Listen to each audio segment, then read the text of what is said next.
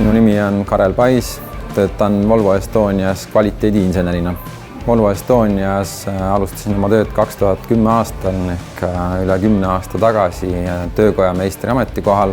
Mul on olnud suurepärane võimalus arendada ennast ja tänaseks töötan juba 4 aastat kvaliteediinsenerina. Kvaliteediinsenerina vastutan ma tehniliste probleemide lahendamise eest ja kvaliteedikontrolli eest. Oma töös toetan ma kõiki Volvo Estonia esindusi üle Eesti.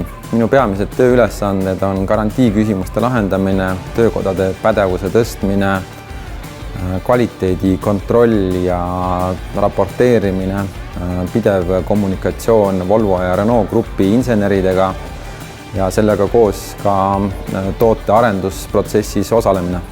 Volvos töötamise juures meeldib mulle, et saan olla pidevalt areneva ja kaasaegse tehnoloogia keskel. Puutun igapäevaselt kokku erinevate tehniliste väljakutsete ja võimalustega. Volvo on kvaliteedimärk, mida hindavad ka meie kliendid.